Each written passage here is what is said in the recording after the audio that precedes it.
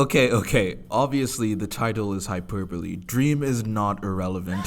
He's still one of the biggest gaming YouTubers on the platform with over 30 million subscribers. His videos still get millions of views.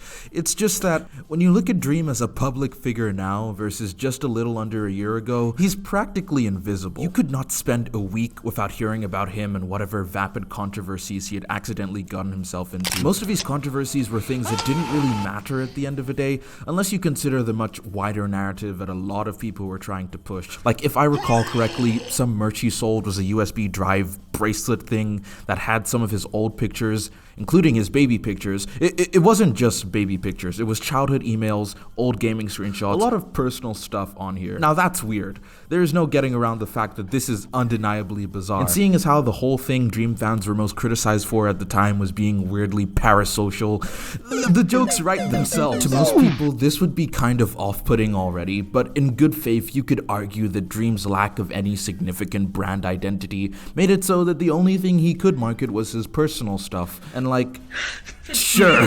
But to the detractors who had spent many years believing he's some sort of evil master manipulator predator, this was a huge red flag. But smaller controversies like this were just that.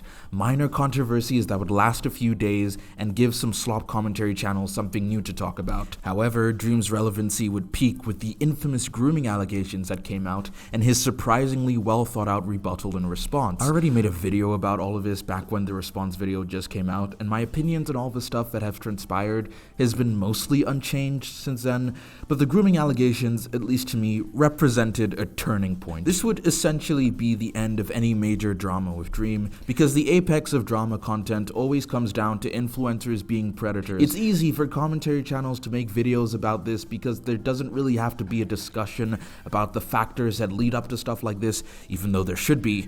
At the end of the day, if a YouTuber is proven to be a predator, it's over. But Dream was largely deemed innocent, and thus, consequently, any subsequent drama involving him was just kind of insignificant as a result. Plus, 2024 has probably been the most lucrative year to even be a commentary channel, because oh my god, there are so many pedophiles to talk about! So yeah, there wasn't really much incentive to keep talking about Dream for any reason, and there probably won't be unless he blows up a hospital or something, or makes another bad album.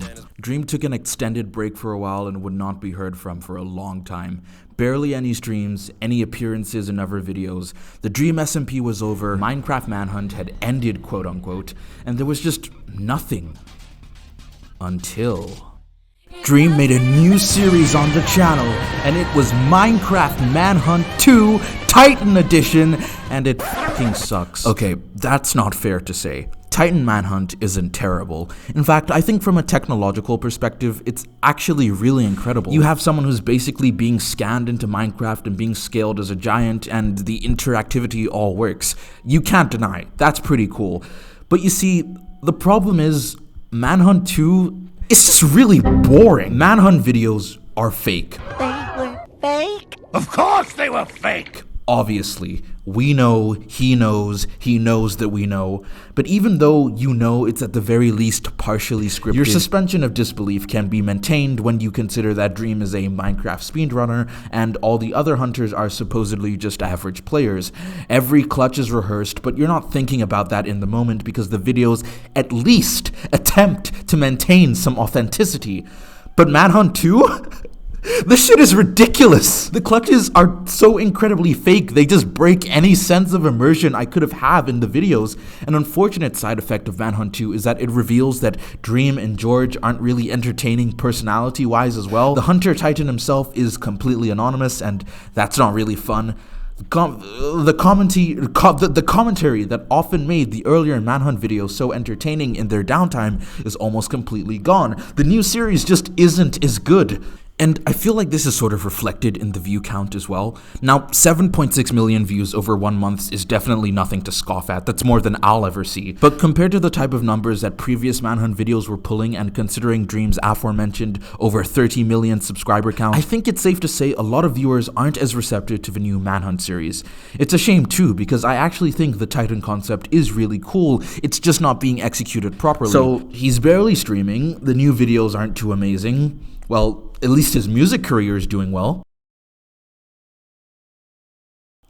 I don't know who would listen to Dream's music if they didn't know who he was. I'm no music critic, and I unironically sometimes listen to Lemon Demon, so you should take my word when I tell you that this stuff is straight ass! I'm not gonna play any of it for obvious reasons, but the music just sounds really generic. There's nothing offensively bad about it, but you know what? At the very least, the music has its fans, and Dream apparently does pretty well at his shows, so that's really all it has to be, right? All of this is better, right?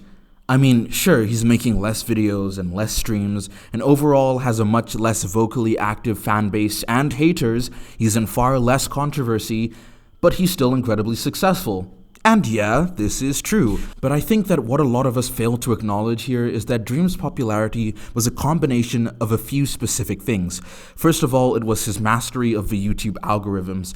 Manhunt videos were designed in such a way that they maximized both watch time and replayability, meaning that they got recommended everywhere. Second off were the conditions that allowed him to reach so many people. There was a pandemic, lockdown made everyone stay at home. Millions of kids were watching Dream instead of paying attention to their Zoom classes, but the circumstances that allowed for Dream to be one of the most entertaining YouTubers are gone now, and his best series was killed off for something that most fans don't seem to be enjoying as much. I get it though. No matter how many views you get or how much money you make, it's bound to be tiring to make the same type of videos over and over again. Even if I don't like his music, I can at least respect Dream's desire to go outside of his comfort zone from time to time.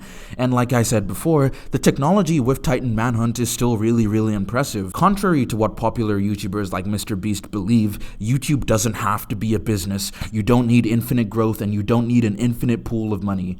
It happens to all channels, but eventually you will just stop growing and you will fade out of relevancy. You know, unless you're Ray William Johnson. Doing your mom! Doing your mom!